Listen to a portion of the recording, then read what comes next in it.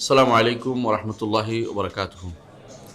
আলহামদুলিল্লাহি রাব্বিল আলামিন ওয়াসসালাতু ওয়াসসালামু আলা আশরাফিল আমবিয়া ওয়াল মুরসালিন নবিয়িনা মুহাম্মাদিন ওয়া আলা আলিহি ওয়া আসহাবিহি ওয়া মান তাবি'আহুম ইলা ইয়াউমিদ্দিন ওয়া বা'দ। আলহামদুলিল্লাহ, আমরা নিয়মিত দার্সে আছি। নিয়মিত দার্সটা আমাদের কি ছিল? ইমাম তাহাবীর আকীদাত ইমাম তাহাবীর আকীদা নিয়ে আমরা পড়ছিলাম। ইমাম তাহাবী হচ্ছে হানাফি মাযহাবের একজন বড় আলেম দ্বীন, এবং তিনি আমাদের তিন ইমাম, অর্থাৎ ইমাম আবু হানিফা রহমতুল্লাহ আলাইহি, ইমাম আবু ইউসুফ রহমতুল্লাহ আলাইহি, ইমাম মুহাম্মদ ইবনে হাসান রহমতুল্লাহ আলাইহি, এই তিন ইমামের পরে তিনি এসেছেন। অর্থাৎ এর পরে ওই সময় সবচেয়ে কাছের সময় ছিল, ইমামদের সবচেয়ে কাছের সময়। ওই সময় তিনি এই আকীদার গ্রন্থটি লিপিবদ্ধ করেছেন। এই গ্রন্থে তিনি আকীদার মৌলিক জিনিসগুলো তুলে ধরেছেন। তখনকার সময়ে যেগুলো কোথাও কোনো প্রয়োজন ছিল সেটাকে তুলে ধরেছেন। অনেক কিছু তিনি নিয়ে আসেননি যেগুলো সে সময় দরকার মনে করা হয়নি, এই জন্য তিনি আনেন নাই। এর অর্থ এই নয় যে তিনি সেগুলো আকীদার অংশ না, বরং অনেক কিছু তিনি আনেন নাই, কারণ মনে করছে এটা তো জানাই কথা, এই জন্য আনেন নাই। তো আমরা দেখতে পাই তিনি এই ছোট্ট আকীদার অনেকে মুখস্থ পারে, আলহামদুলিল্লাহ, অনেকে দেখবেন যে মুখস্থ করেছে কয়টা পাতা। তো এর মধ্যে যে জায়গাটুকু আমরা এটাকে সাজিয়েছি, আমরা আগেও বলেছিলাম যে আকীদার ওই গ্রন্থটি সবচেয়ে ভালো, যে গ্রন্থটি হাদিস জিবরিল অনুসারে সাজানো হয়। অর্থাৎ আগে ঈমান, তারপর ইসলাম, তারপর ইহসান, এইভাবে যে আলোচনা করা, সেটা হচ্ছে সবচেয়ে উত্তম। ঈমানের রোকনগুলো যেভাবে সাজানো হয় সেভাবে দিয়ে আসে। ইমাম আবু হানিফা রহমতুল্লাহর দিকে যে কিতাবটি নিসবত করা হয়, যে তিনি ফিকহুল আকবর লিখেছেন, এবং এটা ব্যাখ্যা হয়েছে, অনুবাদ হয়েছে, আপনারা জানেন। ইমাম আবু হানিফা রহমতুল্লাহ শুরু করেছেন ঈমানের এই দিয়ে, আমানতু বিল্লাহি ওয়া মালাইকাতিহি, এটা দিয়ে, অর্থাৎ আনতুমিনা বিল্লাহি ওয়া মালাইকাতিহি, অর্থাৎ এই সিস্টেমটা হচ্ছে সবচেয়ে সুন্দর। কিন্তু উনি ইমাম তাহাবী রহমতুল্লাহ সেই সিস্টেমে আসেননি। তিনি ভিন্নভাবে আগে কিভাবে আসছে, যে তাওহীদ আলোচনা, সরাসরি তাওহীদে আলোচনা গেছেন, এরপরে বিভিন্ন মাঝখানে তাকদির আনছেন, পরে আবার মালাইকাদের কথা আনছেন, তারপরে ঈমানের কথা আনছেন, মানে কোনো সাজানো ছিল না। তো পরবর্তীতে অনেকে সেটা সাজিয়েছেন। তো আমরা আমাদের মতো করে সাজিয়ে সেটা আলোচনা করছিলাম। তো আমরা যে জায়গায় আসছি, আমরা বলেছিলাম যে তাওহীদুর রুবুবিয়্যার এখনও আসি, তাওহীদুর রুবুবিয়্যাতে আসি। গত কয়েকটি পর্বে আমরা তাওহীদুর রুবুবিয়্যা নিয়ে আলোচনা করেছি। তাওহীদুর রুবুবিয়্যার সাথে সংশ্লিষ্ট যে সমস্ত বিষয় আছে সেগুলো আলোচনা করেছি। যেমন রুবুবিয়্যার সাথে সংশ্লিষ্ট বিষয় হচ্ছে আরশ, কুরসি। রুবুবিয়্যাতের সাথে সংশ্লিষ্ট বিষয় হচ্ছে লাওহে ওয়াল কালাম। লাওহ হচ্ছে লহে মাহফুজ, আর কলম হচ্ছে যেটা দিয়ে লেখা হয়েছে সব কিছু, তাকদীরের অংশটুকু। তাকদীরের একটা অংশ রুবুবিয়্যাতের সম্পৃক্ত, একটা আল্লাহ তাআলার ইলম সিফাতের সাথে সম্পৃক্ত, আসমা সিফাতের সাথে সম্পৃক্ত। পুরোটাই রুবুবিয়্যাতের অংশ মূলত, কারণ তাকদীর হচ্ছে নিজামুত তাওহীদ। তো এখানে দেখতে পাচ্ছি যে ইমাম ইবনে আবিদিস ইমাম তাহাবী রহমতুল্লাহ আলাইহি যে পদ্ধতিতে আগিয়েছেন, সেই পদ্ধতি আমরা নতুন করে যেভাবে সাজিয়েছি, এতে আমাদের কাছে আসছে। গত পর্বে আমরা আলোচনা করেছিলাম কলম নিয়ে আলোচনা করেছিলাম।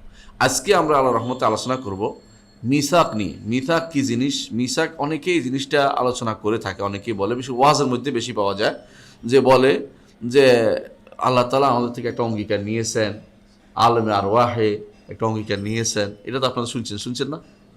প্রচুর বলে না এটা। সে আলমের আরওয়াহটা আসলে কোথায়? আরওয়াহটা আসলে কোথায়? আসলে আলম আরওয়াহ বলতে কোনো কিছু ছিল না। এটা একটা ভুল ধারণা, ভুল আকীদা বিশ্বাস। অগ্রিম কোনো রুহের কোনো আলাদা জগৎ নাই। এমন নয় যে রুহ সৃষ্টি করে রেখে দিছে, ওখান থেকে একটা কেউ শুধু আপনার দিকে নিক্ষেপ করে মারতেছে, এরকম না। কিন্তু রুহ আল্লাহ তাআলার নফখা ইলাহিয়া। যখন আল্লাহ তাআলা চান তখন একটা রুহ ফুঁকে দিতে বলেন, ফেরেশতাকে বলেন যে এটা ফুঁক দাও, এটা ফুঁক দিলে তার ভিতরে রুহ জাগবে।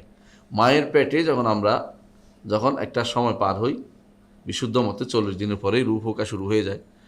আর ইস্তেকরারের রুহ যেটা আসে, এটা আরও পরে আসে, 4 মাস 120 দিন পরে আসে।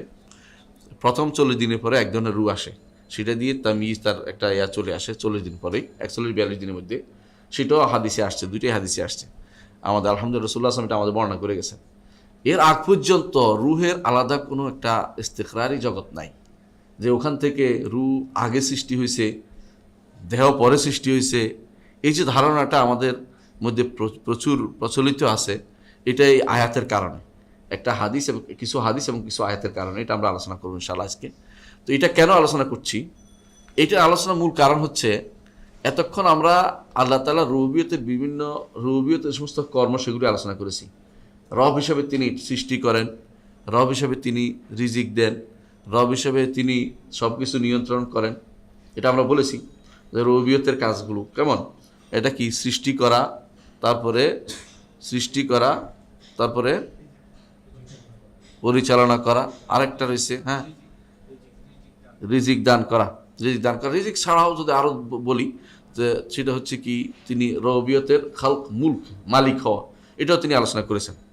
রুবুবিয়তের কী কী কাজ তিনি আলোচনা করেছেন এবং রুবুবিয়তের সাথে সংশ্লিষ্ট আরশ, কুরসি, লওহে কলম এগুলি নিয়ে আলোচনা করেছেন।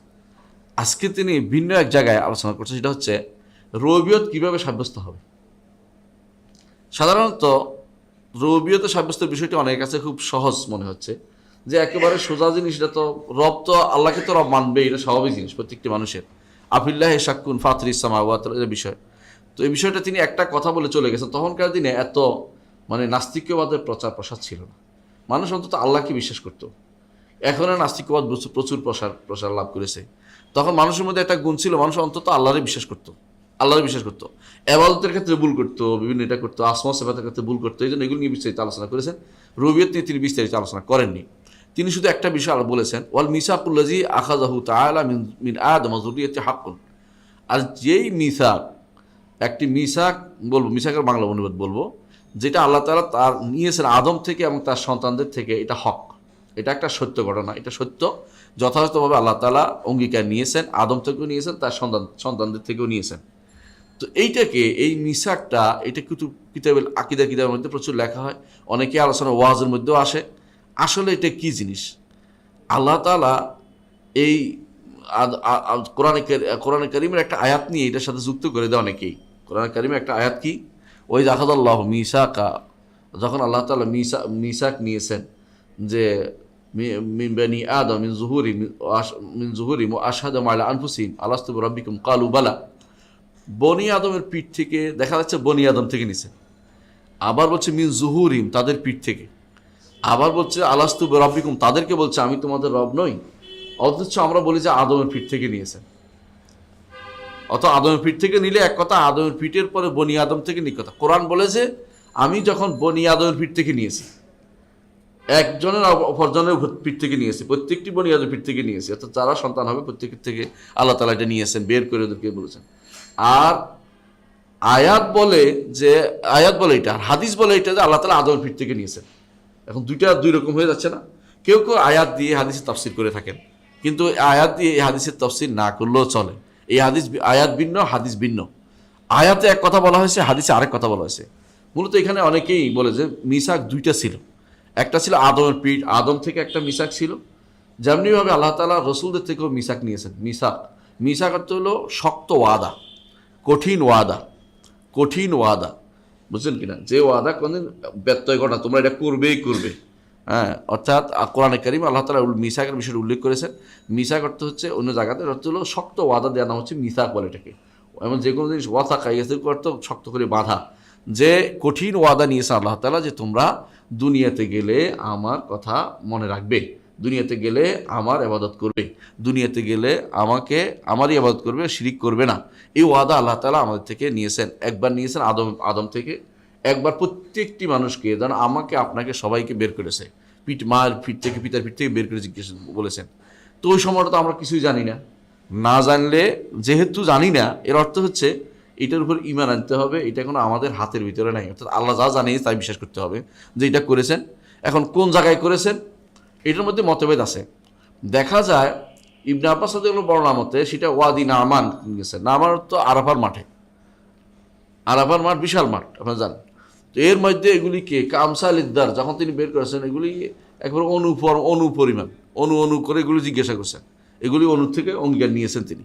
আচ্ছা, এই যে এইটা মাসালাটা, এইটাকেই ইমাম, এই জিনিসটাকে, এই যে অঙ্গীকার নেয়াটা, এটাকেই বলতেছেন ইমাম আবু জাফর তাহাবী রাহমাতুল্লাহ বলছেন যে ওয়াল মিসাকুল্লাযী আখাযাহুল্লাহু তাআলা মিন আদম থেকে যে মিসাক নিয়েছেন এবং তার সন্তানদের থেকে যে মিসাক নিয়েছেন, যে অঙ্গীকার নিয়েছেন, শক্ত অঙ্গীকার নিয়েছেন, এটা হক এবং এটা যথাযথ।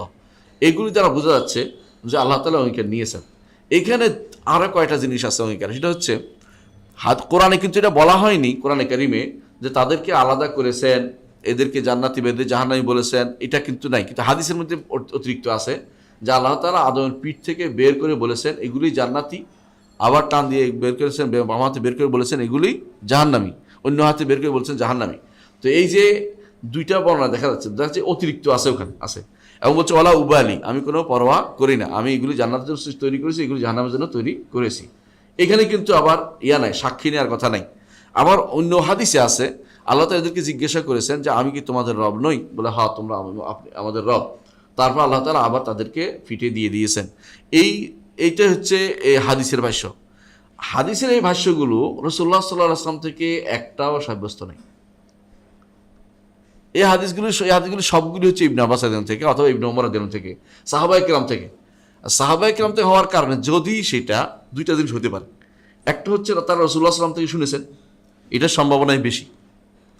আরেকটা হচ্ছে রাসূলুল্লাহ সাল্লাল্লাহু আলাইহি ওয়াসাল্লাম থেকে শুনলে ওনারা বলবেন না কেন যে রাসূলুল্লাহ সাল্লাল্লাহু আলাইহি ওয়াসাল্লাম বলেছেন? তো রাসূলুল্লাহ সাল্লাল্লাহু আলাইহি ওয়াসাল্লাম না শুনে ওনারা তাফসীরও করতে পারে। সাহাবায়ে কেরাম তাফসীরকে অধিকার রাখেন।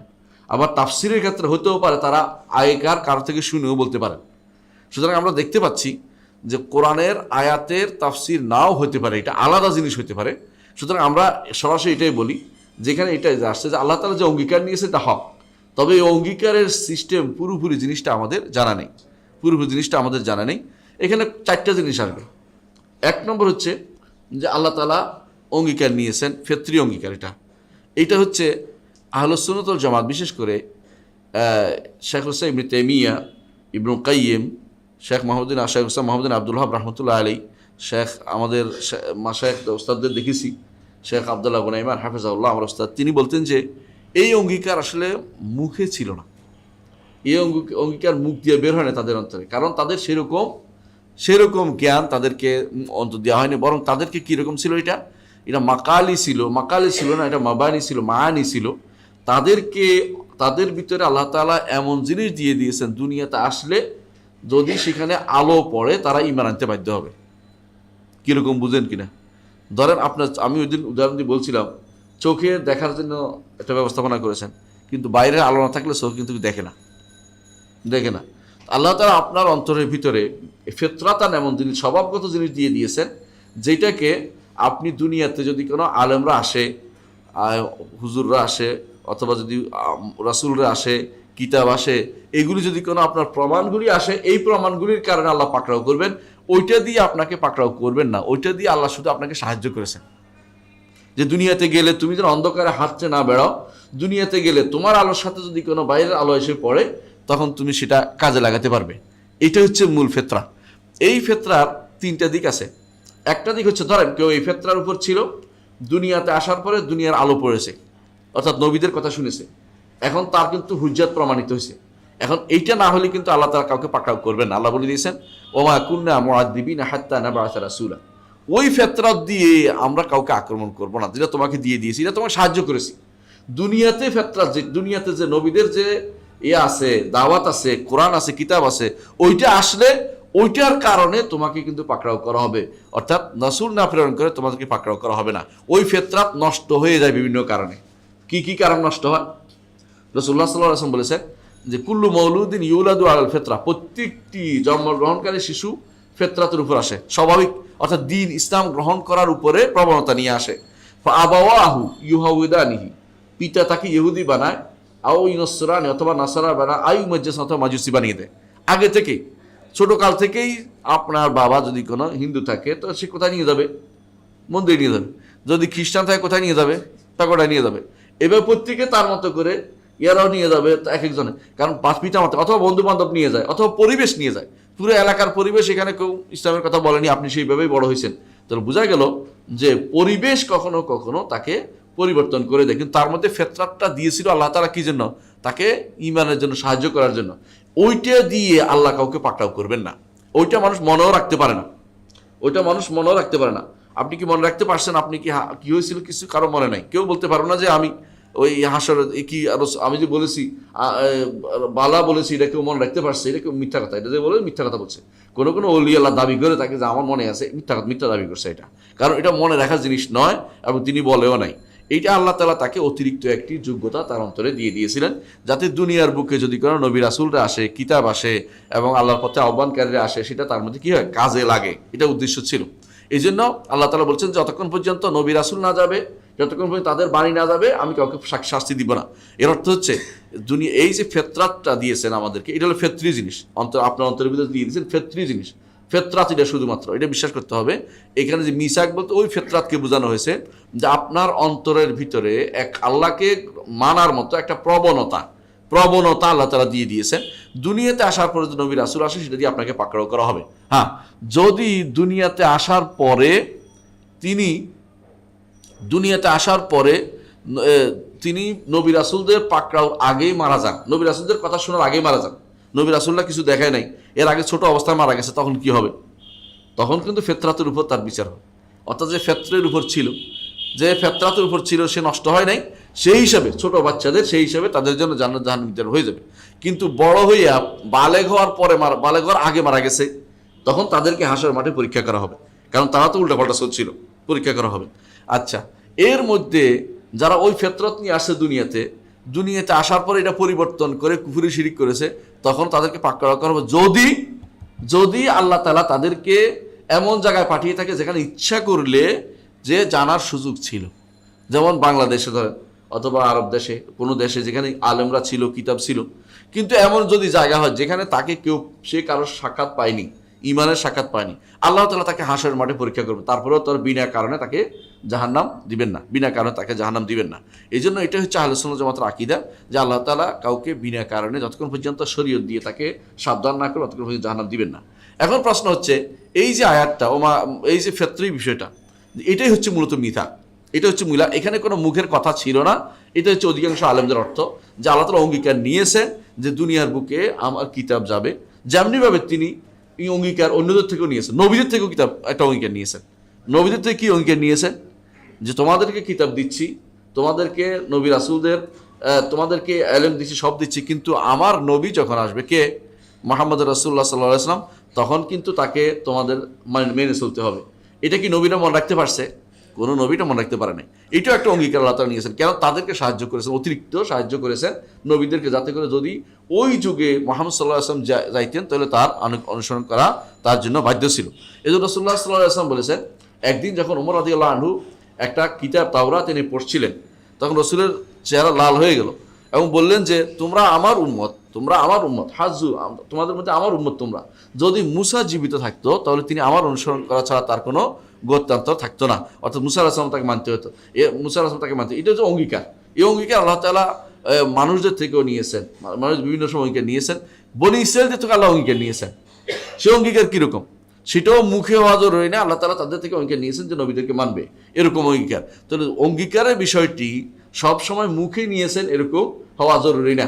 কেন এটা বলছি, কেন এই কথাটা বললাম? কারণ হচ্ছে অঙ্গীকার যদি কোনো আগে নেওয়া হতো, খেয়াল করেন, তাহলে আপনার কি লাগতো? রু দেওয়া হতো, রুহের মধ্যে আবার বুঝের ক্ষমতা দেওয়া হতো, ভালো মন্দ বুঝের ক্ষমতা দেওয়া হতো, এবং সেটাকে ইস্তেকরারি রু হওয়ার দরকার ছিল, স্থায়ী এমন রু থাকার দরকার ছিল যে রুটা তার অন্তরের তার দেহের ভিতরে স্থির লাভ করেছে এবং বড় হওয়া পর্যন্ত। ছোটকালে তো আপনার কথার কোনো অর্থই নেই, ছোট জাররা, তাহলে আপনি কত রকমের বিপদে পড়তেছেন যখন এটা বলবেন যে এটা অর্থ হচ্ছে তার মুখ থেকে নিয়ে, তাহলে আপনি বলবেন আমার তো জোর থেকে আদর করে আদায় করছে, কারণ আমি তো বুঝিই নেই, এটাই বলবেন। এইরকম অবস্থা তো তার আসেই নেই। তাহলে একজন মানুষের এই যে ব্যাখ্যাটা করা হয় যে তাদের থেকে মুখ থেকে বের করে নিয়েছে আল্লাহ তাআলা, এটা এই অনুবাদটা শুদ্ধ না। অনুবাদ হচ্ছে তাদেরকে ওই প্রবণতা দিয়েছেন। এখন আপনি বলতে পারেন যে, আপনি যে বলতেছেন যে এদেরকে দিয়েছেন, এদেরকে আল্লাহ তাআলা এই প্রবণতা দিয়েছেন, এটা কি আল্লাহ তো বলছে শাহিদ না, এরা সাক্ষী বলতেছে।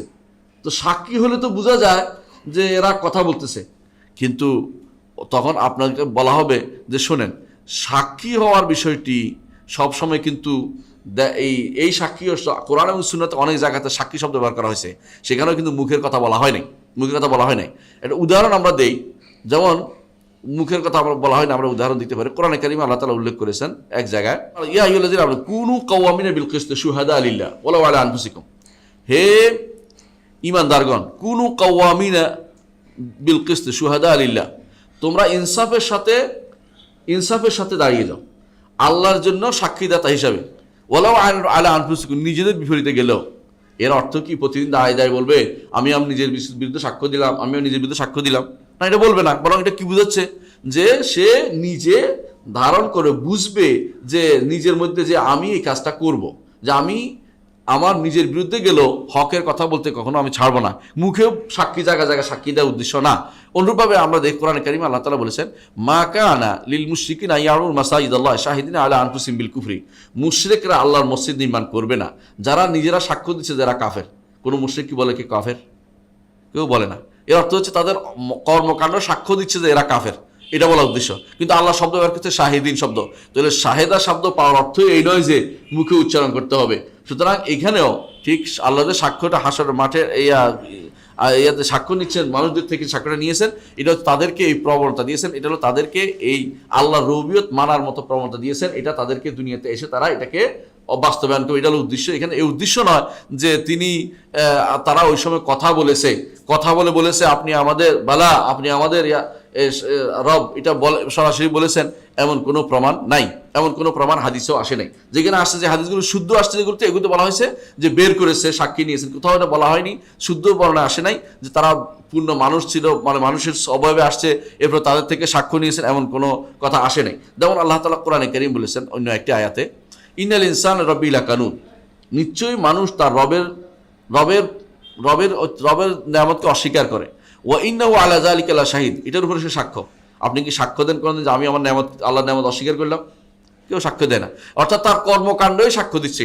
এটাই বলা উদ্দেশ্য। কোরআন কারীম থেকে আমরা দেখাইলাম যে আসলেই এই অর্থ হচ্ছে যে সাক্ষ্য দেওয়ার অর্থ হচ্ছে এখানে তার কর্মকাণ্ড, তার চলাফেরা আল্লাহ যেন এই পক্ষে যায়, এই জন্য আল্লাহ তাআলা তাদেরকে একটা জিনিস দিয়েছেন, সেটা কি ফিতরিভাবে আপনাকে আল্লাহর ঈমান আনার বিষয়টিকে দিয়ে দিয়েছেন। এইটাই হচ্ছে এই আয়াতের অর্থ, যেখানে বলা হয়েছে ওয়াইজ আখাযা রাব্বুকা মিন বানি আদামা মিন যুহুরিহিম, ওয়াইজ আখাযা রাব্বুকা মিন বানি আদামা মিন যুহুরিহিম ওয়া আশহাদাহুম আলা আনফুসিহিম মিন যুহুরিহিম যুররিয়াতাহুম মিন বানি আদামা মিন যুহুরিহিম যুররিয়াতাহুম ওয়া আশহাদাহুম আলা আনফুসিহিম। আল্লাহ তাআলা বলছেন, দেখে এটার অর্থটা আমরা করি তাহলে স্পষ্ট হবে যে যখন আমরা সাক্ষ্য নিলাম বনি আদমের থেকে, আল্লাহ বলছেন এটা যখন আমরা সাক্ষ্য দিলাম বনি আদমের পিঠ থেকে, তাদের পিঠ থেকে, আদম কথা বলে নাই কিন্তু। তো এই আয়াতের সাথে এই হাদিসেরগুলির সাথে একসাথ করা জরুরি না। আয়াতগুলো যেটা আসছে সেটা হচ্ছে আল্লাহ তাআলা সাক্ষ্য নিয়েছেন কি জন্য প্রত্যেকটি মানুষ থেকে, এটা হলো তাকাদরান, তাকদীর সাব্যস্ত করার বিষয়, যে আল্লাহ তাআলা তাদেরকে কাউকে ঈমানদার কাউকে কাফের বানানোর জন্য এই যে ভাগটা করেছেন, এটা প্রমাণ করার জন্য আল্লাহ তাআলা হাদিস যেটা আসছে এটাই বলবেন। এখানে আপনি বলবেন না যে মানুষকে বের করে তাদেরকে বলেছে এই আমি কি তোমাদের রব নই? তারা সবাই বলেছে হ্যাঁ আপনি রব। তাহলে আপনাকে কিন্তু তাহলে ওইটাকে পাকড়াও করার বিষয় হইতো, কিন্তু পাকড়াও করার বিষয় না এটা। ওইটা শুধুমাত্র ওই রকম যেমন আল্লাহ তাআলা বলেছেন যখন আসমান জমিন সৃষ্টি করেছেন ক্বালাতা আতাইনা তায়িন, এতিয়া তোমার কারণ আসমান জমিনকে বলছে আসো আনুগত্য করে অথবা আনুগত্য না করে তোমরা আসতে হবে, তোমাদেরকে বাধ্য হয়ে অথবা বাধ্য না হয়ে আসতে হবে। তখন এই ক্বালাতা আসমান জমিন বলেছিল আমরা আনুগত্য করে আসছি। আসমান জমিন মুখে বলেছে আনুগত্য করে আসতেছে, এরকম না, এটা হচ্ছে আনুগত্য করে নেয়া, কজে পরিণত করা। ঠিক একই অবস্থায় আপনি বুঝতে পারছেন যে তাহলে এই অবস্থা অর্থ হচ্ছে যে মিসাকটা আল্লাহ তাআলা নিয়েছেন, একটা মিসাক নিয়েছেন, যেই মিসাকটা আমাদের সবার থেকে নিয়েছেন সেটা হচ্ছে আমরা যেন আল্লাহ তাআলা দুনিয়াতে আসার পরে আল্লাহর রুবুবিয়তের বিরুদ্ধে না যাই। এইটার নামই আরেক নাম হচ্ছে ফিতরাত। এইটার আরেক নাম হচ্ছে ফিতরাত, অর্থাৎ আল্লাহকে স্বভাবগতভাবে মন থেকে মেনে নেয়া, যে দুনিয়ার বুকে এটা দিয়ে দিচ্ছি যাতে করে বাইরের আলো পড়লে তুমি সে আলোতে আলোকিত হয়ে ঈমান আনতে পারো এবং তাওহীদের উপর থাকতে পারো।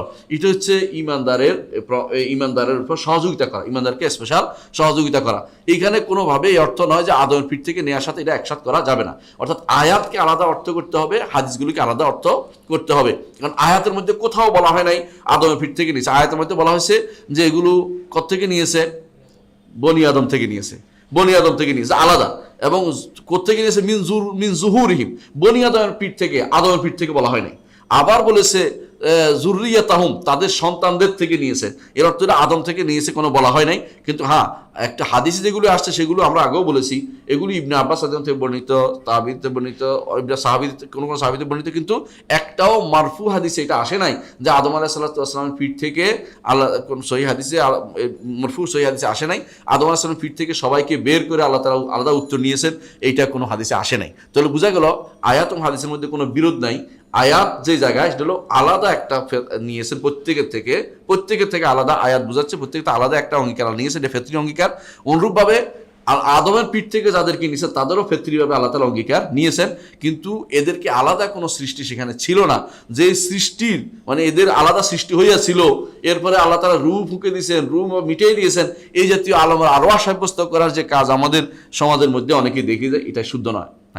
আলমে আরওয়াহ হয়েছে, এটা এখন হচ্ছে কি, আমি মারা গেলে আমার রুট একখানে যাই আছে, কোথায় আছে? এলিয়িন অথবা সিজিন। ইমানদার হইলে এলিয়িনে যাবে, মরলে সিজিন যাবে। কিন্তু এর আগে আমার রু কোনোদিন পড়েছিল, কথা ঠিক না। যারা বলে থাকে যে অগ্রিম কারো রু, আমরা তো একই বয়সের, আমার তো আরো একসাথে ছিলাম, এগুলো হচ্ছে বানোয়াট কথা, না বুঝার কারণে বলে। কারণ তখন কোনো অগ্রিম কোথাও এমন কোনো জায়গা নেই যেখানে আলম আরওয়াহ বলে একটা জিনিস আছে, এমন কোনো আলম আসলেই নেই। এটা কোরআন হাদিসে কোথাও আসে নাই। এটা হচ্ছে আমরা বুঝার ভুলের কারণে, আয়াতের বুঝের ভুলের কারণে, হাদিসে বুঝের ভুলের কারণে একটা জগৎ তৈরি করে নিয়েছি এবং মনে করছি সেখানে বুঝি মানুষ বসে রয়েছে। কেউ দেখি এটা দিয়ে দলিল দেয়। কোনটা? হাদিস আছে, রাসূলুল্লাহ সাল্লাল্লাহু আলাইহি ওয়াসাল্লাম বলেছেন, আল আরওয়াহু জুনুদুম মুজান্নাদা ফামা তাআরাফা মিন ইতালাফা মা তানাকারা মিন ইখতালাফা। রাসূলুল্লাহ সাল্লাল্লাহু আলাইহি ওয়াসাল্লাম বলেছেন যে মানুষের রূহগুলি হচ্ছে সেনাবাহিনীর ব্যূহ রচনার মতো এরকমভাবে আছে। তো যেগুলি পরস্পর পরিচিত হয় তো তাদের মধ্যে ভালো মিল মহব্বত তৈরি হয়, পরস্পর অপরিচিত থাকলে তাদের মধ্যে ঘৃণা তৈরি হয়, ভালোবাসা তৈরি হয় না।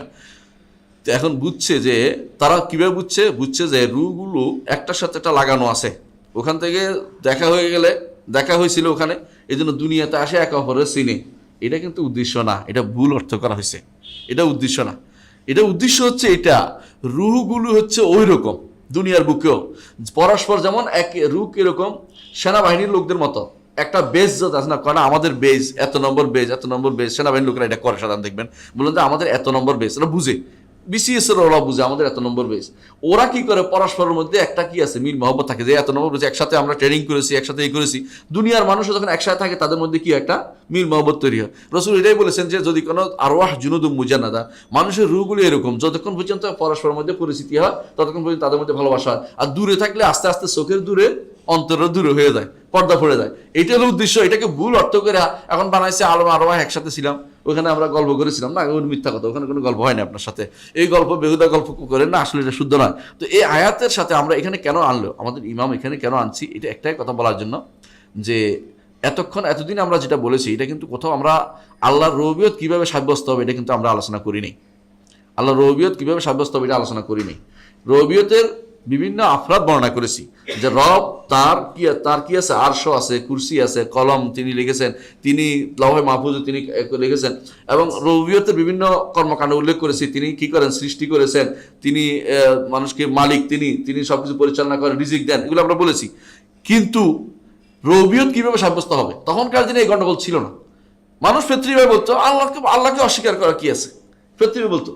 এই ফেতরি দলিলটাকেই তিনি এখানে উল্লেখ করতে চাচ্ছেন যে মিসাক নিয়েছেন আল্লাহ তাআলা, ফেতরি দলিলটা মানুষের অন্তরে দিয়ে দিয়েছেন। তিনি এটাকে উল্লেখ করেছেন, ইমাম ইবনে আবিল আল হানাফি এবং ইমাম তাহাউর রহম উভয়ে সেটাকে ঈমান বিল কাদারে নিয়ে গেছেন, ঈমান তাকদীরের জায়গাতে, কারণ সেখানে জান্নাতি ও জাহান্নামী যে ভাগ করার মাসালাটা সেই জন্য সেখানে নিয়ে গেছেন। আমরা এখানে দেখতে পাই এখানে চারটা জিনিস আছে একসাথে। এক নম্বর হচ্ছে যে এটা ফেতরাতের বিষয় আছে, দুই নম্বর হচ্ছে অঙ্গীকারের বিষয় আছে, তিন নম্বর হচ্ছে এখানে তাকদীরের বিষয় আছে, চার নম্বর হচ্ছে যাদের কাছে কোরআন হাদিস পৌঁছে নাই, তারা কি জান্নাতে জাহান্নামে যাবে কিনা, যাদেরকে দলিল পৌঁছে না জাহান্নামে যাবে কিনা, এই মাসালাগুলো এটার সাথে জড়িত। আমরা জানি যে আমরা একটু আগেও বলেছি, যাদের কাছে কোরআন পৌঁছে নাই, যাদের কাছে কোরআন অর্থাৎ নবীদের দাওয়াত পৌঁছে নাই, তারা যদি কোনো পৌঁছার মতো জায়গায় থাকে, যেমন বাংলাদেশে সব জায়গায় আলেম আছে, ধরেন, কিন্তু এমন জায়গা যদি থাকে, ধরেন সে উত্তর কোরিয়াতে আছে, অথবা এমন কোনো নদীর কোনো দ্বীপের মধ্যে আছে, পাহাড়ের কোনো চূড়ার মধ্যে আছে, এখানে মানুষ যায়নি, সেখানে ওই ব্যক্তিকে যদি কোনো তার কাছে ঈমানের দাবি না পৌঁছে, তাকে কিন্তু আপনি জাহান্নামী বলতে পারবেন না। কি বলবেন? হাশরের মাঠে আল্লাহ তাআলা তাকে পরীক্ষা করবেন, পরীক্ষা করে নির্ধারণ করবেন সে কোনটায় যাবে, জান্নাতে যাবে না জাহান্নামে যাবে। কারণ আল্লাহ তাআলা বলেছেন যে কাউকে আমি যতক্ষণ পর্যন্ত রাসূল না প্রেরণ করি ততক্ষণ তাকে আমি শাস্তি দেই না। তার কাছে না পৌঁছা পর্যন্ত সে কিভাবে জাহান্নাম নির্ধারণ করবেন? এই জন্য অনেকেই বলে থাকেন যে আমি আমার হিন্দু বাবার ঘরে জন্মগ্রহণ করছি বলে আমাকে জাহান্নামী বলবেন। আমি তো বলি না আপনাকে জাহান্নামী, আপনি নিজেকে নিজে জাহান্নামী বলতেছেন কি জন্য? আপনি এখন বুঝছেন কিনা, মুসলমানদের কাছে আসেন কিনা, কিতাব বুঝার মতো জ্ঞান হয়েছে কিনা, বাংলা বুঝেন কিনা, বইপত্র আপনার সব হয়ে গেছে। এখন আপনি বিবেকবান বলেই আপনাকে বলতেছি জাহান্নামী হবেন যদি কোনো আপনি ঈমান না আনেন। নির্ধারণ করে বলছি না, আপনি ঈমান আনলেই জান্নাতে যাবেন, কোনো সমস্যা নেই। আর পিতামাতার ঘরে জন্মগ্রহণ, মুসলিম পিতামাতার ঘরে জন্মগ্রহণ করলেই জান্নাতে যাবে কথা ঠিক নয়, বরং কি করতে ঈমান কিন্তু থাকতে হবে। হ্যাঁ, এখন ছোট অবস্থায় সবার জন্য সমান, যতক্ষণ পর্যন্ত না তার মধ্যে এদিক সেদিক করার সুযোগ থাকে, অর্থাৎ কি সে পরিবর্তন হওয়ার মতো অবস্থা না আসছে, অর্থাৎ বিবেকবান একটু হচ্ছে, ততক্ষণ পর্যন্ত তাকে তো আমরা জান্নাতি জাহান্নামী নির্ধারণ করি না।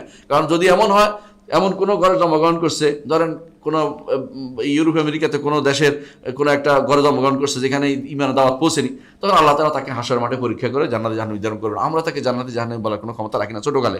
বড় হলে সে যদি কোনো কোরআন হাদিস পড়ার সুযোগ থাকতো, পড়ার মতো, তাহলে সেই হিসাবে তার জন্য নির্ধারিত হবে জান্নাতি বা জাহান্নামী। কিন্তু যদি কোনো সুযোগ নাই তাহলে আল্লাহ তাআলা তাকে পরীক্ষা করবেন। এটাও হাদিস দ্বারা সাব্যস্ত আছে। সুতরাং এই আয়াতে আমরা যে জিনিসটার জন্য এখানে আসছি সেটা হচ্ছে মূলত এই আয়াতটি আমাদের জন্য ফিতরি দলিল না, মানে ফিতরি দলিল হিসেবে আনছে। ফিতরি দলিল মানে এই আয়াতটি ফিতরি দলিল, এটা কোনো কওলি দলিল না যে এরা আমরা কথা বলে আসছি এখন মনে নাই। কারণ কোনো মানুষ এটা মনে করতে পারবে না, কারণ হচ্ছে আসলে মুখে ছিল না। এটা ছিল কি, এটা ছিল মানুষের ভিতরে স্বভাবগত দিয়ে দেয়া যে দুনিয়ার বুকে তোমরা যাবে, আমার নবী রাসূলুল্লাহ যাবে, কিতাব যাবে, ভালো মানুষ যাবে, এদের দেখে তোমরা কিন্তু ঈমান আনবে, এই সহযোগিতা করে যাচ্ছি। তখন এই আলোর সাথে অন্য আলো পড়লে আলো জ্বলবে এবং বুঝতে পারে। যদি অন্য আলো না পড়ে তারা কিন্তু সেটা বুঝতে পারে না। এই জিনিসটাকে বলা উদ্দেশ্য। এই জন্য এটা হচ্ছে ফিতরি দলিল। এই জন্য ফিতরি দলিলটাকে উল্লেখ করা হয়েছে কোরআনে কারীম। আল্লাহ তাআলা ফিতরি দলিলটি উল্লেখ করেছেন, যেমন বলেছেন, যখন বলছে কেউ বলছে আল্লাহর ব্যাপারে সন্দেহের ব্যাপারে, তখন কি বলেছেন? সমস্ত নবীরা বলতেন ক্বালাত লাহুম রাসূলুহুম আফিল্লাহি শাক্কুন, আল্লাহর ব্যাপারে কি সন্দেহ থাকতে পারে? এটা সন্দেহের জায়গা না। ফাতিরিস সামাওয়াতি ওয়াল আরদ, আসমান জমিন তিনি সৃষ্টি করেছেন। তাহলে ফিতরি দলিলটা কোরআনেও আসছে, অন্য জায়গাতে আসছে। আল্লাহ তাআলা বলেছেন ফিতরাতাল্লাহিল্লাতী ফাতারান নাস আলাইহা, যে এটা হচ্ছে ফিতরাত, মানুষের অন্তরের ভিতরে স্বভাবগত দিয়ে দিয়েছেন আল্লাহ তাআলা। আল্লাহ এর উপর মানুষকে সৃষ্টি করেছেন যে ঈমান আনবে যদি তার উপরে আলো পড়ে। এই দলিলটা অত্যন্ত শক্তিশালী দলিল। এই জন্য দেখবেন মানুষ যদি কখনো কখনো অনেকদিন পরে তার কাছে ইসলামের আলো আসে, আলোর পর ইসলাম আনে, তখন তার কাছে পিছনের জগৎটা সম্পর্কে সবচেয়ে বেশি ঘৃণিত জায়গা মনে হয় যে আল্লাহ ওইটাতে কি ছিলাম, মারলেও সে কুফরিতে এখতিয়ার করতে পারে না। এই জন্য দেখবেন যে আপনাদের মুসলিম ভাইরা যত তাড়াতাড়ি নাস্তিক হয়ে যাচ্ছে, ওই যে ইউরোপ আমেরিকা যে সমস্ত ভাইরা ইসলাম গ্রহণ করছে ওদেরকে পিটাইলেও আপনি কিন্তু নাস্তিক বানাতে পারবেন না, কারণ তারা বুঝে নিয়েছে এটা হক, তারা বুঝতে পারছো। কিন্তু আপনাদের মধ্যে যে প্রবণতা নষ্ট করে ফেলছেন, এটা আপনার বুঝার মতো অবস্থা আপনার নাই, ফিতরাতটা নষ্ট হয়ে গেছে। এই ফিতরাত দলিলটা হচ্ছে আল্লাহর উপরে বড় দলিল, আল্লাহর অস্তিত্বের উপরে বড় দলিল, আল্লাহ তাআলার অস্তিত্বের উপরে বড় দলিল, রুবুবিয়তের বড় দলিল হচ্ছে ফিতরি দলিল। এর দলিল এর চেয়ে বড় দলিল আর কিছু হতে পারে না। রাসূলুল্লাহ সাল্লাল্লাহু আলাইহি ওয়াসাল্লাম বলেছেন যে তোমরা প্রত্যেকটি মানুষকেই, তোমরা কি দেখছো যে কোনো বাচ্চা কান কাটা হয়? কান কাটা বাচ্চা দুনিয়ার বুকে আসার পরে কি করে? ছাগলের কান কাটা হয় কেন? বুঝার জন্য যে এটা আমাদের। আমরা যখন সৌদি আরবে ছিলাম তখন মাঝে মধ্যে ওই যে আমরা হাজিদের ছাগলকে আমরা জবাই করার দায়িত্ব ছিল, জবাই করা মানে সরাইভাবে দেখার দায়িত্ব ছিল কোনটা আমাদের হাজিরা যে টাকা দেয়, বুঝছেন তো, টাকা দিয়ে চলে আসে, কিন্তু এটা দেখার দায়িত্ব কিন্তু এক গোষ্ঠী আছে। তো আমার দায়িত্ব ছিল কোনটা হবে কি হবে না ওটা দায়িত্ব, যেটা নষ্ট এটাকে আমরা গোল দাগ দিয়ে দিতাম। তো ওইটা কান কাটা, পুরোটা কাটা থাকলে আমরা বলতাম এটা দিব না, এটা বাদ। যদিও কান কাটার দুইটা কারণ থাকতে পারে, একটা হচ্ছে কান কাটলে অনেক সময় স্বাস্থ্য ভারী হয়, কখনো আবার এটা করে অস্ট্রেলিয়া এটা করে কান কাটে দেয়। তো এই কান কাটার মশলা রাসূলুল্লাহ সাল্লাল্লাহু আলাইহি ওয়াসাল্লাম বলছেন যখন একটা বাচ্চা বাহিমা একটা জন্তু বাচ্চা দেয় তখন কিন্তু কান কাটা বাচ্চা হয় না। দুনিয়াতে আসার পরে তারা কান কাটে। কি জন্য কান কাটে? যে আমার ছাগলের কান কাটা ছিল। কারা তো ওই কি করে বিভিন্ন বিরাট বিরাট ইয়াতে নিয়ে যায়, মাঠে নিয়ে যায় ছাগল চড়ানোর জন্য। তো সেখানে ধরেন এর 100 ও 200, তো ওরগুলিও কান কাটি দেয় কেন? যে ওর সাথে যেন না মিলে, বলবে যে আমারটা কান কাটা আছে, তোরটা তো কান কাটা নেই, অথবা তোরটা আমার 2 দাগ আছে, তোরটা 1 দাগ। তো এটা দেয় কারা? বুঝার জন্য। তো রাসূলুল্লাহ সাল্লাল্লাহু আলাইহি ওয়াসাল্লাম বলেছেন যে ফিতরি জিনিস এমন যে এখানে ঠিক ছিল, দুনিয়াতে আসার পরে পিতা মাতা আত্মীয় স্বজন বন্ধু বান্ধব অথবা বিভিন্ন পারিপার্শ্বিক অবস্থা তা কি করে? কান কাটে ফেলছে, অর্থাৎ তারে ফিতরাত থেকে দূরে সরাই দেয়। ইস্তালাতহুমুশ শায়াতিন, হাদিসে এটাই বলা হয়েছে, ইন্নী খালাকতু ইবাদি হুনাফা কুল্লিহিম। হাদিসে কুদসিতে আল্লাহ তাআলা বলেন আমি আমার বান্দাদেরকে সবাইকে হানিফ করে তৈরি করেছি। হানিফ অর্থ হচ্ছে যে তারা ইসলাম গ্রহণ করবে, এরকম তৈরি করেছি। ফাইস্তালাতহুমুশ শায়াতিন, শয়তান তাদেরকে কি করছে, তাকে স্থানচ্যুত করেছে, ঈমান থেকে খারাপের দিকে নিয়ে যাচ্ছে। ফাইস্তালাতহুমুশ শায়াতিন, তারপরে কি করছে, তাদেরকে যেমনি ভাবে তোমরা দেখতে পাও কোন একটা ছোট বাচ্চা ছাগল শাবক বা মেষ শাবক তারা দুনিয়াতে আসে, তাদের কান কাটা নাই, কিন্তু মানুষ তারা কান কাটে, তেমনি পিতা মাতা আত্মীয় স্বজন তাদেরকে নষ্ট করে দেয়। তো ফিতরি দলিলটা অত্যন্ত শক্তিশালী দলিল যে আল্লাহর অস্তিত্বের বিষয়টা মানুষের অন্তরের ভিতরে এটা গ্রথিত আছে। এই জন্য মানুষ সাধারণত যতক্ষণ পর্যন্ত, নাস্তিক কিন্তু খুব হাতে গোনা, এখন হচ্ছে কিছু কিছু আমাদের পাঠ্যপুস্তক পড়ার কারণে ইউনিভার্সিটিগুলো ছেলেরা বের হয়ে নাস্তিক হয়ে বেরোচ্ছে। এর বাইরে বেশিরভাগ জায়গাতে নাস্তিক কিন্তু সাধারণ মানুষ নাস্তিক হয় খুব কম। আপনি গ্রাম অঞ্চলে এলাকা ভিত্তিক দেখবেন সাধারণ মানুষগুলো, এদের ভিতরে নাস্তিকতার প্রবণতা কম। তারা তথাকথিত বেশি পড়ুয়া, এদের মধ্যে নাস্তিকতার প্রবণতা বেশি। এরা আউলে যায়, পড়তে পড়তে মাথা ঠিক থাকে না, উল্টো দিকে চলে যায়, অর্থাৎ সঠিক পথে থাকে না। কিন্তু সাধারণ মানুষের ভিতরে নাস্তিকতা নাই। এই জন্য আপনি 98% না দেখবেন আস্তিক, 2% হতে পারবে নাস্তিক, আরো কম বলতে পারি, এখনো পর্যন্ত নাস্তিকের সংখ্যা কম। হ্যাঁ, তারা কি করে, সন্দেহ তৈরি করে দিতে পারে। নাস্তিকেরা কি করে, ইমানদারের অন্তরের ভিতরে সন্দেহ তৈরি করে, আল্লাহ সম্পর্কে, রাসূল সম্পর্কে, কোরআন সম্পর্কে, এই সম্পর্কে সন্দেহ তৈরি করে দিয়া আপনাকে বিভ্রান্ত করতে পারে। কিন্তু এগুলো একসময় চলে যায়, বয়স হলে দেখবেন যে 25-35 হয়ে গেলে এরপর পিতা মাতা বা ঘর সংসার চাপে আবার তাড়াতাড়ি করে ইমান দিকে চলে আসে এরাও। কিন্তু একটা ওই সময় মারা গেলে কিন্তু সে জাহান্নামী হয়ে গেছিল, কারণ সে তো নাস্তিক সন্দেহ নিয়ে কবে যাচ্ছে, তার ইমান কিন্তু ঠিক নেই। এই ফিতরি দলিলটা অত্যন্ত শক্তিশালী দলিল। এই ফিতরি দলিলটা যতক্ষণ পর্যন্ত মানুষের ভিতরে থাকবে ততক্ষণ পর্যন্ত তার মধ্যে ভালো কিছু আশা করা যায়। একটুকু ফিতরতটাকে, অর্থাৎ তার স্বভাবগত যে ইমানটাকে, এটা জাগ্রত করে দেওয়া হচ্ছে ইমানদারের কাজ। যে আপনি তুলে দেবেন, বলে এটাকে সন্দেহ জায়গা না, এটা তো ভালো, আল্লাহ সহজভাবে দেখা যায় আসমান জমিন যে সৃষ্টি করেছে তিনি তো আল্লাহ, অবশ্যই তুমি এটাকে অস্বীকার করতেছো কেন? এই ফিতরি দলিলটা অন্তরের ভিতরে যেটা আছে, এটা ইমানদারের বড় সম্পদ, এটাকে তিনি উল্লেখ করেছেন। আচ্ছা, এই দলিল আর কি কি আছে? আল্লাহর উপর দলিল আর কি আছে? দ্বিতীয় দলিল হচ্ছে আল্লাহর উপর দলিল দিবেন, আল্লাহকে দিয়ে আল্লাহর উপর দলিল দিবেন। এটা কিরকম? আল্লাহকে দিয়ে আল্লাহ দলিল বুঝেন কিনা? মানে আল্লাহ আছেন এটা প্রমাণ করবে কিরকম? সেটা হচ্ছে যে আল্লাহ আছে বলেই তো আমি ভালো আছি, আল্লাহ আছে বলেই তো আমি সুস্থ আছি, আল্লাহ আছে বলেই তো মানুষগুলো এরকম চলতেছে, আল্লাহ আছে বলেই তো। এই যে আল্লাহকে দিয়ে না থাকলে আমি বুঝতাম যে আমি যদি না থাকি, আল্লাহ যদি না থাকতো আমি হেদায়েত পাইতাম না। এই যে বুঝছেন আপনি, এইটা হচ্ছে একটা দলিল, এটাও আরেকটা দলিল। ইমানদার এই জন্য এটা দলিল দেয়, এটা দিয়ে শক্তিশালী কোন, এটা স্বাভাবিক বোঝা যায়, এটা বোঝার জন্য বেশি কষ্ট হয় না, এটা যেন বেশি কষ্ট হয় না। কোনো কিছু দিয়ে আপনি বুঝতে পারেন, দুনিয়ার এত কিছু দিয়ে আমি বুঝছি যে এত সুন্দর এত কিছু আছে, নিশ্চয়ই কোনো একজন স্রষ্টা এর রয়েছে, স্বাভাবিকভাবে বুঝতে পারেন। আচ্ছা, আরেকটি দলিল আছে যেটা আমরা দুই নম্বর দলিল আছে, একটা ফিতরি দলিল, স্বাভাবিকভাবে যে কোনো মানুষ বুঝতে পারে, আল্লাহর নাম এবং গুণ দিয়েও বুঝতে পারি আল্লাহর অস্তিত্ব সম্পর্কে। 3 নম্বর দলিল আমরা বুঝতে পারি, সেটা হচ্ছে যে যেটাকে বলা হয় দলিল আল আম্বিয়া, নবীদের দলিল। নবীদের দলিল সবচেয়ে বেশি শক্তিশালী। নবীদের দলিল কিভাবে শক্তিশালী? নবীরা আছে, নবীদেরকে দেখেন, যদি সত্য নবী হয় তারা যে এত সাহায্য আল্লাহর পক্ষ থেকে, যেমন মুহাম্মদ সাল্লাল্লাহু আলাইহি সাল্লাম, আল্লাহ তাআলা তাকে কত জায়গায় সাহায্য করছে বলতে পারবেন? হিসাবের বাইরে। দেখেন, নবুয়তের প্রমাণগুলো দিয়ে যদি একবার তাকান তাহলে আপনি বুঝবেন যে এটা স্বাভাবিকভাবে ঘটে নাই, কেউ না কেউ এটা তাকে সহযোগিতা করছে। যেমন তাকে যখন আক্রমণ করলো, তিনি পার হয়ে গেলেন, তারা চোখেও দেখলো না।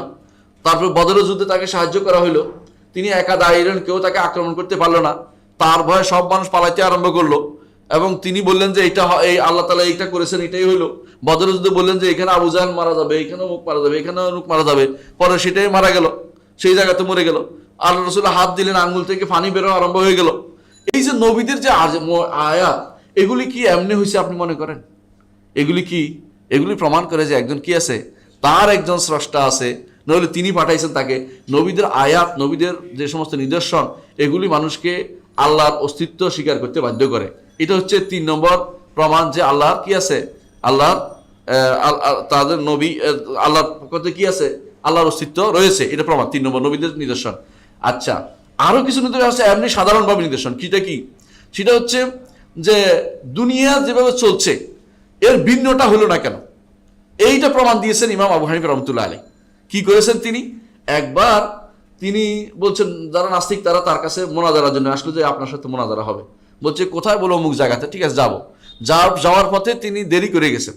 তো সবাই বলতে আরম্ভ করলে আবু হানিফা দেরি করছে পারবে না, দেখে ভুল করতেছে, এই জন্য আসে নাই। আবু হানিফা দেরি করে যায়, আপনারা বলে দেরি করছে কেন? দেরি করছি একটা বিশাল কারবার দেখে। সেটা কি? আমি দাজলা নদী পার হতে পারছিলাম না, টাইগ্রিস নদী পার হতে পারছিলাম না। এমন সময় দেখলাম হঠাৎ করে দাজলার পাশে যারা গাছ ছিল, গাছটা নিচে পড়ে গেল, পড়ে একটা নৌকা হয়ে গেল। আর নৌকাটা এত সুন্দর হলো, আমি ওইটার মধ্যে তাকায় থাকলাম, নৌকা নিজে নিজে আমাকে ওই পারে পার করে দিল নৌকাটায়। কয়ে যে আবু হানিফা থেকে আজকে কি কিছু খাইয়ে আসছে নাকি, এই সমস্ত কথা বলছে কেন? কেন? একটা গাছ এইভাবে নিজে নিজে নৌকা হয়ে যায়, নিজে নিজে পার হয়ে যায়। কয়ে যে এত বড় পৃথিবী এমনি হয়ে গেল, এই জগৎ এমনি হয়ে গেল, তুমি কোন ধরনের কথা বলো? তো তা চুপ হয়ে গেল। এইভাবে আলেমরা এই জিনিস দিয়ে যে পৃথিবীর যে নিদর্শন, এটাই প্রমাণ করে যে একটা নিজেই প্রমাণ করে, পৃথিবী আর থাকাটা এটা প্রমাণ করতেছে যে নিঃসন্দেহে এখানে কি আছে, একজন স্রষ্টা আছে। সুতরাং তারা এইটা অনেকেই ব্যবহার করেছেন, এর আগেও পরে অনেকেই ব্যবহার করেছেন, এবং এটা আবু হানিফা রহমতুল্লাহ থেকে একেবারে সাব্যস্ত একটা জিনিস। আর আকলি দলিল হচ্ছে দেখেন কোরআনে কারিমে আল্লাহ তাআলা এটা ব্যবহার করতেন, কোরআনে কারিমে ব্যবহার করছেন। সেটা এই আকলি দলিল হচ্ছে যে লাউকানা ফিহিমা আলিয়াতুন ইল্লাল্লাহ ফাসাদাতা, এটা কোরআন কারিমে আল্লাহ ব্যবহার করেছেন। যে দুনিয়ার বুকে যদি আরো ইলা থাকতো, ধরেন দুইজন আল্লাহ আছে, দুইজন রব যদি থাকে, তখন চিন্তা করেন দুইজন বলে আমিও রব তুমিও রব, এটা হইলে বোঝা গেল যে এবারটা কি রব না। ঘরের ভিতরে যদি কোনো আপনার দুই জামাই থাকে, তো তুমিও যাও আমিও জামাই, তো জামাই না, এটা বেহুদা কাম, এটা শয়তানি করতেছে। এটা হলো বলবো যে এক পরিবারে যেমন একজন কর্তা হয়, কর্তা তিনজন না। যদি কোনো বলে যে ধরেন বাংলাদেশে যদি কোনো রাজা হয়, দুই রাজা হয়, তুমিও রাজা আমিও রাজা, তুমি ছাগল, তুমি কেউ রাজা হও, রাজা তো আমি, রাজা কোনো দুইটা হইতে পারে না। তো পৃথিবীতে স্রষ্টা আছে, পৃথিবীর স্রষ্টা। এখন যদি বলে যে দুই স্রষ্টা ধরলাম, তাহলে দুই স্রষ্টা বলে যে দুইজনেই আমরা সৃষ্টি করেছি, হইলো কথাটা? একজনে করবে নিঃসন্দেহে। তাহলে যে ব্যক্তি করছে একজনে করছে, আরেকজন কি হবে? ছোট হবে। ছোটতে তাহলে সে কি নয়? স্রষ্টা নয়, স্রষ্টা হইতে পারে না। আচ্ছা, এখন এমন হইতে পারে যে ঠিক আছে আমরা দুইজনে মিলে করছি, তাই না? তাহলে কি হবে? দুইটা ভাগ হবে, দুইটা ভাগে, আমি যদ্দূর করছি যদ্দূর আমার, তুমি যদ্দূর করছো যদ্দূর তোমার। এমন কোনো ভাগ তো আমরা চোখে দেখতে পাচ্ছি না। কোরআনে কারীমে আল্লাহ তাআলা এর দুইটাই উল্লেখ করেছেন। একখানে বলছেন লাউকানা ফিহিমা আলিয়াতুন ইল্লাল্লাহ ফাসাদাতা, যদি দুই রব থাকতো তাহলে কি করতো? একে অপরে ধমকায় বলে তোমারটা আমি নিব, আমারটা তুমি, তো পৃথিবীর অস্তিত্ব থাকতো না, সাথে কোনো শেষ হয়ে যেত। আরেকটা বলেছে যে যদি কোনো আলাদা হইতো, তাহলে যদি কোনো দুই রব থাকতো তাহলে প্রত্যেকেই তার মারবুব নিয়ে, তার লোক নিয়ে আলাদা হয়ে যেত, যে তুমি তৈলে মঙ্গল গ্রহ, আমি তৈলে সূর্য গ্রহ নিয়ে আসি, তাই না? ভাগ হয়ে যেত। এরকম কারণ হয়তো আল্লাহ তাআলা এটা উল্লেখ করেছেন কোরআনে কারিমে। আরেকটা উল্লেখ করেছেন, একটা মাকিস আকলিয়া উল্লেখ করেছেন, যদি এরকম হইতো তাহলে বলতেছে ওয়ালা আরশটা কে দখল করবে? আরশ তো দুইটা নাই, তো এখন আরশ কার হবে, এই নিয়ে তো ঝগড়া হইতো। দেখেন বাংলাদেশে যদি কথার কথা, যদি দুই তিনজন এরকম রাষ্ট্রপ্রধান থাকে, কইবে যে যুদ্ধ হইলেও সোজা করবো তোরা, তাই না? যুদ্ধ হইলেও তোরা শান্তি শেষ করবো, কিন্তু দুই তিনজন হইতে পারে না। বরং একটা এলাকাও তো কেউ নিয়ন্ত্রণের বাইরে ছাড়তে চায় না। কেন? আমার নিয়ন্ত্রণের বাইরে যাবে কেন? আমি পুরোটাই নিয়ন্ত্রণ করবো। তাই মূল্যায়ন যেমন সারা পৃথিবী দখল করতে চাইছিল, যে কেউ আমার কথার বাইরে যাবে না, তেমন তারপরে চেঙ্গিস খান দখল করতে চাইছিল, কেউ আমার কথার বাইরে যাবে না। এরা যে বলছে না তুমিও রাজত্ব করো আমি রাজত্ব করি, বুঝে তুমি বেটা কোনো কি নাই, মুরুদ নাই, বেটার কোনো মুরুদ নাই, এটা কথার কথা। তো আল্লাহ তাআলা আকলও বলে যে দুইজন বা একাধিক রব থাকা কখনো সম্ভব না, একাধিক রব থাকা কখনো সম্ভব না। সুতরাং আমাদের কাছে প্রমাণিত হলো, এর দ্বারা প্রমাণিত হলো যে আরেকটি দলিল বলা হয় মাকাইস আকলিয়া, আকলি দলিল আমাদের কাছে প্রমাণ করে যে রব একের অধিক থাকতে পারে না, সুতরাং একজনই শুধুমাত্র রব হবে। এটা একটা দলিল। আরেকটি দলিল আমরা উল্লেখ করতে পারি, সেটা হচ্ছে যেটাকে বলা হয় যে ইজমাউল উমাম। ইজমাউল উমামটা কি জিনিস? জগতের সব জায়গাতে আপনি যেখানে যান না কেন, যেখানে যান, এমন জাতি পাবেন আপনি, আফ্রিকার কোনো একটা জায়গাতে পাবেন, তারা কিন্তু ইবাদত করে না, এটা পাবেন না। ইবাদত করে কেউ গাছের, কেউ মাছের, কেউ বুড়োদের, কেউ তাদের যেটাকে বলা হয় তাদের পূর্বপুরুষদের, এইভাবে কেউ না কেউ ইবাদত করছে। এই বিষয়ে আমার বইটা পড়তে পারেন আপনারা, তুলনামূলক ধর্ম মুসলিম মনীষা, অথবা বিভিন্ন ধর্মের বিভিন্ন বিশ্বের প্রধান ধর্মসমূহ, এই বইগুলোর মধ্যে উল্লেখ করেছে। কারণ এটা যে বিশ্বের এমন কোনো জাতি পাওয়া যায় না যে একবারে আপনি বলেন যে আফ্রিকার বা কোনো একটা, তার মধ্যে ইবাদতের প্রবণতা নাই, দাসত্ব করার প্রবণতা নাই। সে কোনো না কোনো কাউকে না কাউকে মেনে চলছে। আর কিছু না হোক, বড় গাছ, বড় একটা মাছ, অথবা মনে করতেছে যে আমার পূর্বপুরুষ ওটা দেখছে, ওইটাই বোধহয় আমার কিছু উপকার করবে, ইত্যাদি ইত্যাদি। তাহলে বোঝা গেল যে পুরো সমস্ত জাতির মধ্যে এমন কোনো জাতি পাওয়া যায়নি যে তারা স্রষ্টাকে অস্বীকার করে, এবং তারা মানে যে কেউ না কেউ সৃষ্টি তারা করেছে, এটা তার মধ্যে আসবেই। এই জন্য মুসা আলাইহিস সালাতু ওয়াস সালাম ফেরাউনকে বলেছিলেন, লাকাদ আলিমতা মা আনজালা হাউলা ইল্লা রাব্বুস সামাওয়াতি ওয়াল আরদি বাসায়ের। হে ফেরাউন, তুমি মনে করো যে আর কেউ নাই, তুমি ভালো করেই তোমার অন্তরে জানা আছে যে এই যে আমি দেখাচ্ছি, এটা হাত ছাড়া মাত্রই সব শুভ্র হয়ে যাচ্ছে, হাত দেখানো মাত্রই এম দিলেই সাদা আলোকে দুনিয়া আলোকিত হয়ে যাচ্ছে, আর আমার হাত থেকে লাঠিটা ছাড়লেই সাফ হয়ে যাচ্ছে। এটা তুমি বুঝো যে এটা আল্লাহ তাআলা ছাড়া কেউ এটা আমার দেয় নাই। তুমি যতই চালাকি করো না কেন, না বুঝার ভান করো না কেন, কাজ হবে না। তুমি এটা চালাকি করতেছো, এটা ছাড়া কিছুই না। তাহলে বোঝা গেল সমস্ত জাতি, এমনকি নাস্তিকরা পর্যন্ত একটা সময় এসে বলে যে মনে হয় কিছু একটা আছে। আমাদের ইসলামী বিশ্ববিদ্যালয়ে একজন নাস্তিক ছিল, মরে গেছে, মরার সময় নাকি নাস্তিক হয়ে গেছিল। বা চ্যান্সেলর বলছে সে আস্তিক হয়ে মরছে, তোমরা দোয়া টয়া করো। আমি কিন্তু যাইতেই নেই, মানে আমার সন্দেহ হয়েছিল।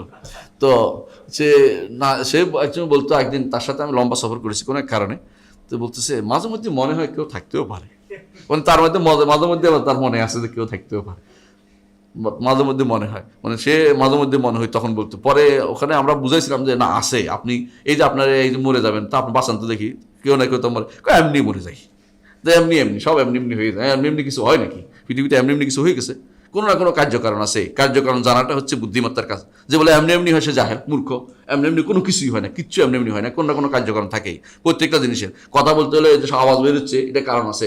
সব কিছু এমনি কোনো কিছু পৃথিবীতে হয় না। এটাই বুঝছে এমনি হয়েছে সে মৃত্যুকে, অথবা সে না জানার ভান করতেছে। সুতরাং বোঝা গেল যে সমস্ত জাতি যেখানে একমত হয়ে গেছে, সমস্ত গোষ্ঠী, পৃথিবীর সমস্ত জাতি 2-4 জন ছাড়া, যে আমাদের কোনো একটা কি আছে, স্রষ্টা আছে, মাবুদ আছে। এইটাও প্রমাণ করে যে মানুষের ভিতরে কি আছে, একজন স্রষ্টা, মানুষের জন্য একজন স্রষ্টা রয়েছে। চলো আমরা রুবুবিয়তের বিষয় চ্যাপ্টারটা আমরা ক্লোজ করতে চাই ইনশাআল্লাহ। আগামী ক্লাসে আমরা আল্লাহর নাম ও গুণ নিয়ে আলোচনা করব। এর আগে আজকে আরেকটা জিনিস, সামান্য একটা জিনিস ইঙ্গিত করে, সেটা হচ্ছে আল্লাহর রুবুবিয়তকে অস্বীকার করে কারা? 2 শ্রেণীর লোকেরা আল্লাহর রুবুবিয়তকে অস্বীকার করে।